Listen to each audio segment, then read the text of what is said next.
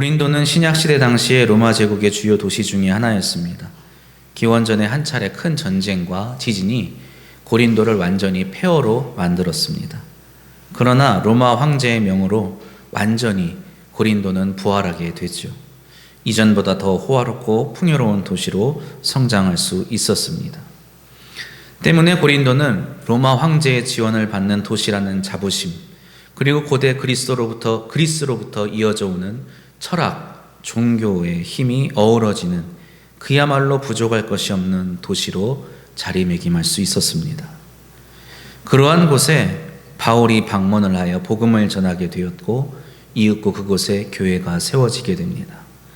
수많은 문화가 교류하고 수많은 철학 사상과 종교가 공존하는 도시에서 오직 주 예수 그리스도의 이름으로 부름받은 이 신앙 공동체는 대단히 배타적인 성격으로 인해서 어려움을 겪을 수밖에 없었습니다.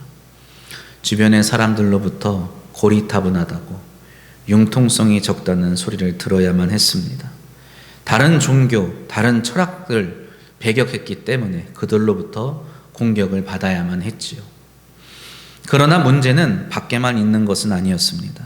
다양한 문화 속에서 다양한 배경을 가지고 살아오던 고린도인들이 예수를 구주로 영접한 후에 한 신앙 공동체 안에서 일치를 이루며 살아간다는 것은 굉장히 힘든 일이었기 때문입니다.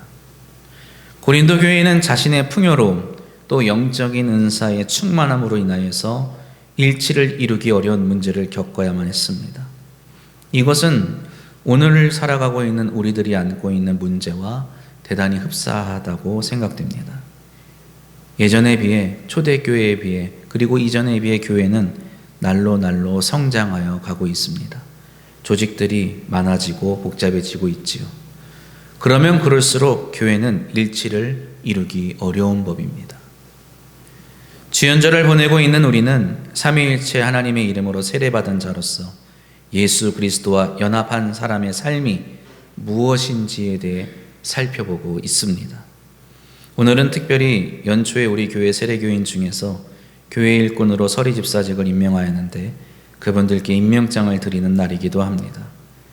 각자의 배경이 제각각 다를 수밖에 없음에도 우리는 그들이 주의 몸된 교회 일꾼으로 귀하게 쓰임받을 것이라 믿습니다.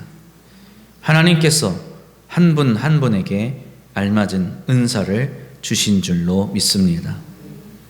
그러나 사실 우리는 많은 것을 알 수는 없습니다. 그러기에 확신할 수도 없지요.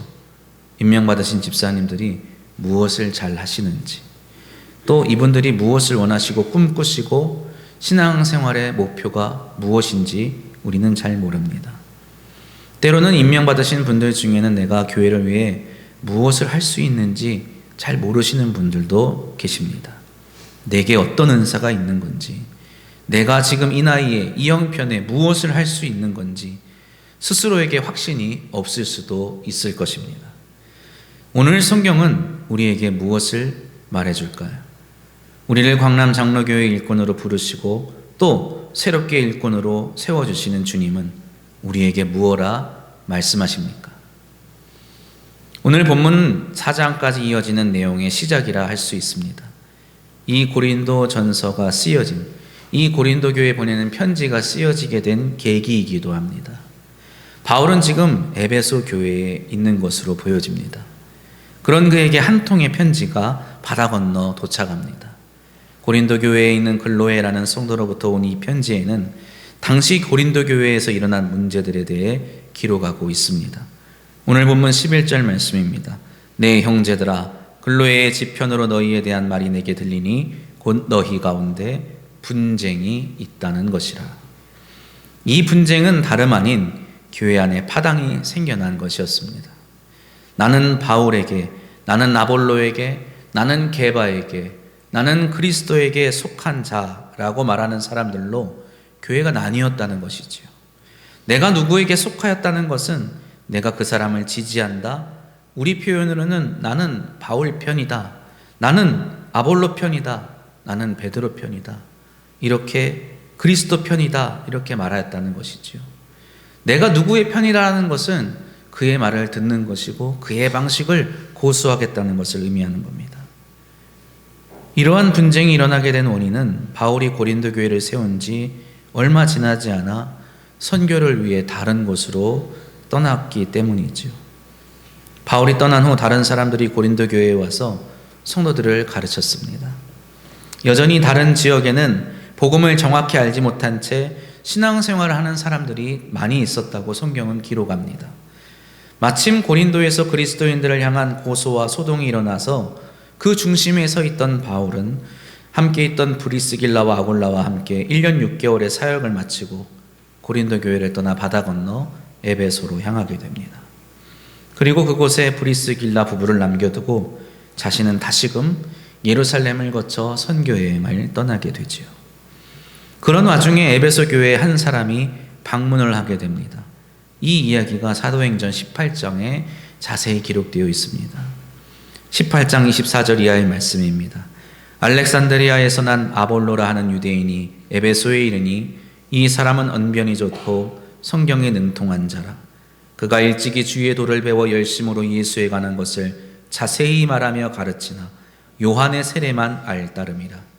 그가 회당에서 담대히 말하기 시작하거늘 브리스길라와 아굴라가 듣고 데려다가 하나님의 도를 더 정확하게 풀어 이르더라. 아볼로가 아가야로 건너가고자 하므로 형제들이 그를 격려하며 제자들에게 편지를 써 영접하라 하였더니 그가 감에 은혜로 말미암아 믿은 자들에게 많은 유익을 주니 이는 성경으로서 예수는 그리스도라 증언하여 공중 앞에서 힘있게 유대인의 말을 이김이로라. 아멘. 알렉산드리아라는 도시는 이집트의 도시입니다. 당시뿐만 아니라 이미 오래전부터 수세기 전부터 철학과 사상의 도시로 명성을 가진 도시였습니다. 알렉산드리아에는 수많은 대학이 있었고 세계에서 가장 큰 도서관이 있다는 기록도 남아 있습니다. 그곳에 있었던 유대인 공동체는 세계에 흩어져 있던 수많은 디아스포라 유대인들 중에서도 가장 유능하고 똑똑한 사람들이라는 평을 얻었습니다. 아볼로 역시 알렉산드리아에서 교육을 받고 그곳에서 있었던 출신답게 언변이 좋고 성경에 능통하였다 성경이 기록하지요. 그가 예수 그리스도의 복음을 배워 그것을 전하였는데 그 복음을 온전히 알지는 못하였기에 브리스길라와 아굴라가 그를 데려와 복음을 자세히 풀어 가르쳤다고 성경이 말합니다. 이러한 교육을 마친 아볼로가 이제 더욱 더 그리스도의 복음에 대해서 잘 알게 된 아볼로가 아가야, 다시 말해 고린도 교회가 있는 지역으로 건너가고자 하였습니다. 이에 브리스길라와 아굴라는 자신들이 있었던 교회였기에 그 교회에 아볼로를 추천하게 되고 그를 그곳으로 보내게 됐지요. 아볼로는 고린도 교회에서 대단한 사역을 할 수 있었습니다. 성경으로서 예수를 증언하는 것만이 아니라 당시 고린도 지역에 있었던 예수를 따르지 않는 유대인들을 자신의 이 강한 이 화려한 언변으로 굴복시켰기 때문이지요. 그의 화려한 언변과 재능에 반한 고린도 교회 성도들은 아볼로야말로 우리 고린도 교회를 위해 보내진 적임자라고 그의 사역이 참된 복음 사역이라고 확신하기에 이르게 됩니다. 그러나 교회 안에는 여전히 바울의 복음을 듣고 따르는 신앙인들이 있었지요. 그 중에는 바울도 아볼로도 아닌 자신들이 직접 예루살렘에서 들었던 복음을 갖고 신앙생활을 하는 이들도 있었습니다. 우리에게는 잘 알려지지 않았지만 예수 그리스도의 복음을 전하는 자들에게 들어서 또 바울과 아볼로도 아닌 또 예루살렘에서도 아닌 누군가를 통해서 전해들은 이 복음을 갖고 예수 믿고 살아가는 이들도 있었던 것 같습니다. 그들은 하나같이 열심이었고 은사가 충만한 사람들이었습니다. 기도와 말씀, 교육과 전도, 선교와 구제에 모두 열심이었던 그들은 자신들이 진정 교회를 위한 일꾼들이라고 자신들의 방식이야말로 참으로 우리 교회를 살리는 방식이라고 주장하기 시작했습니다. 그렇게 서로가 나뉘어서 서로가 참되다고 서로가 훌륭하다고 주장하는 그들에게 바울이 이렇게 반문합니다. 13절 말씀입니다. 그리스도께서 어찌 나뉘었느냐? 바울이 너희를 위하여 십자가에 못 박혔으며 바울의 이름으로 너희가 세례를 받았느냐? 그리스도께서 어찌 나뉠 수 있느냐? 바울이 묻습니다. 우리를 위하여 십자가에 못 박힌 자는 바울도 아니고 아볼로도 아니고 게바도 아니고 바로 예수 그리스도시라고 그는 말합니다. 그런데 그는 여기서 갑자기 세례에 대해 말하기 시작하죠. 고린도 교회의 문제는 세례와는 상관없어 보이는데 말입니다. 그러나 바울은 고린도 교회 안에서 세례를 통한 일치의 중요성을 강조하고 그리스도를 따르는 모든 성도들이 이 세례로 말미암아 단결하고 하나 되어야 함을 가르칩니다. 바울은 고린도의 성도들에게 그리스도인의 정체성을 무엇을 통해 확인할 수 있느냐? 세례를 통해 확인할 수 있다고 가르칩니다. 그것을 통해 여러 차이로 인해 일어난 갈등뿐만이 아니라 성도 한 사람 한 사람 개개인이 겪는 고난 속에서도 그것을 극복하며 교회 일치를 이룰 수 있다고 바울이 말하지요. 우리에게 잘못 알려진 것처럼 세례는 단순히 입교의 의식이 아닙니다. 성도의 자격을 준하는 그런 의식이 아닌 것이죠. 바로 교회라는 신앙 공동체가 이루어지게 하는 핵심이고 성도를 그리스도 안에서 하나로 만드는 중요한 예식이라는 것을 바울은 말하고 있는 것입니다. 세례가 무엇일까요? 세례는 예수 그리스도의 죽음과 부활에 대한 우리의 연합을 보여주는 상징입니다. 구속의 역사를 통해 모든 성도가 이제 그리스도와 함께 한 몸으로 연합된다는 것을, 연결된다는 것을 나타내는 것이죠. 바울은 로마서에서 이 세례의 참된 의미에 대해 이렇게 말합니다.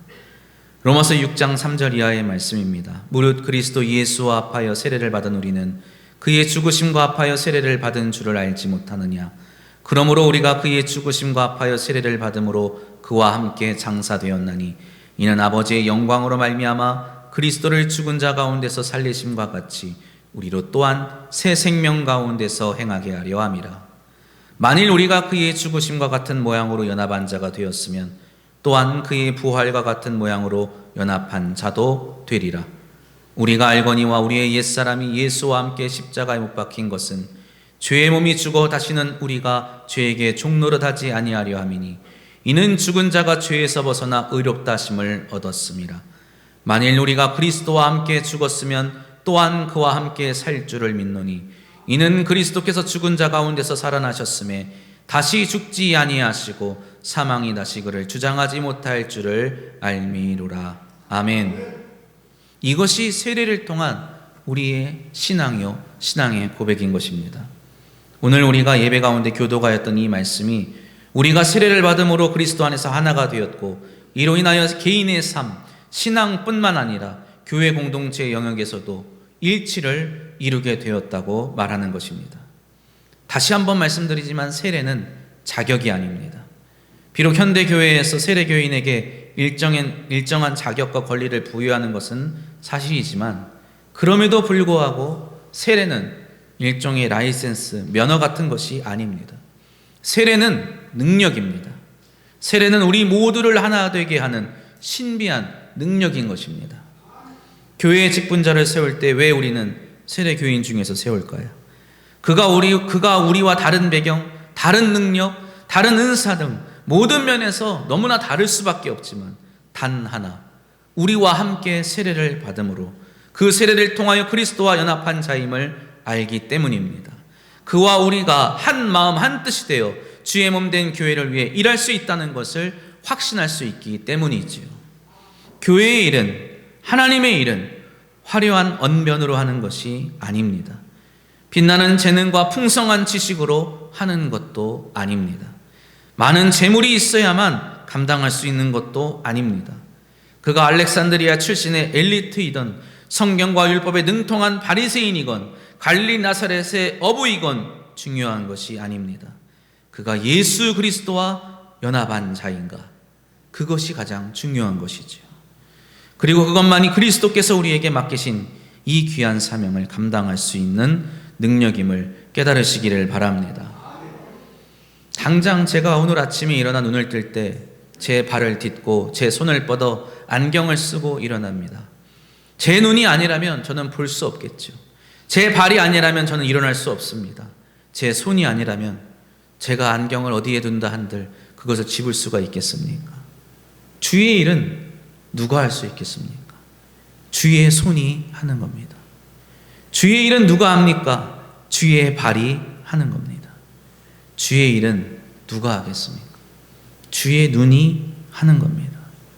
손이 못하는 일을 발이 할 수 있고 발이 할 수 없는 것을 눈이 할 수 있는 것처럼 우리 역시 누군가가 할 수 없는 것을 누군가가 할 수 있을 것입니다. 그러나 그것이 그의 약점이 되고 때로는 그것이 그의 자랑이 될 수 없는 것은 우리가 한 몸, 곧 그리스도 예수의 몸의 지체이기 때문입니다. 우리는 그저 그리스도의 몸의 지체로서 우리가 할 수 있는 것을 하는 것이기에 서로 다른 일을 하면서도 한 가지 일, 곧 그리스도의 뜻을 이루며 그것을 감사하며 자랑할 수 있는 것이지요. 사랑하는 성도 여러분, 우리가 살고 있는 이 시대는 어떤 시대입니까? 우리가 맞이하는 시대는 어떤 시대일까요? 생명을 살리는 교회의 시대가 끝나고 세대를 이어가는 교회의 시대가 온 것일까요? 오대영 목사님, 김재일 목사님, 김은서 목사님의 시대는 끝이 나고 이제 이 젊은 신세대 서재희 목사의 시대가 온 겁니까? 아닙니다. 우리는 그때나 지금이나 예수 그리스도의 시대에 살고 있는 겁니다. 오직 그분이 달리신 십자가만이 구원의 길인 시대에 살고 있는 것입니다. 바울 역시 예수 그리스도 오직 십자가의 시대에 자신이 살고 있음을 말합니다. 고린도전서 2장 1절 2절 말씀입니다. 형제들아 내가 너희에게 나아가 하나님의 증거를 전할 때 말과 지혜의 아름다운 것으로 아니하였나니 함께 봉독합니다. 내가 너희 중에서 예수 그리스도와 그가 십자가에 못 박히신 것 외에는 아무것도 알지 아니하기로 작정하였음이라. 아멘. 지금껏 주의 몸된 교회를 섬겨온 성도님들과 이제 막 서리지게 임명되어 교회를 섬기게 될 성도님들, 그리고 주의 종으로 부름받은 저와 동역하시는 우리 교육자들까지, 또 다음 주부터 세례를 준비하며 교육을 받게 될 우리 성도님들까지, 우리는 예수 그리스도와 그가 십자가에 못 박히신 것 외에는 아는 것도 없고 자랑할 것도 없다는 것을 고백해야 합니다. 그리스도의 손이 십자가에 못 박히심으로 우리가 구원받았음을 믿으시기 바랍니다. 그리스도의 발이 십자가에 못 박힘으로 우리가 구원받았음을 기억하시기를 바랍니다. 누가 이 세상을 구원할 수 있겠습니까? 누가 주의 일을 감당할 수 있겠습니까? 바로 저와 여러분이 주의 손이 되어야 하는 것이죠. 주님의 발이 되어야 하는 것입니다. 세례를 받음으로 예수 그리스도와 함께 연합된 우리 모두 그의 지체가 되어 그의 뜻을 이루게 될 줄로 믿습니다. 자비로우신 하나님께서 우리를 그분과 하나 되게, 그리하여 또 우리가 서로 하나 되게 하실 줄로 믿습니다. 기도드립니다.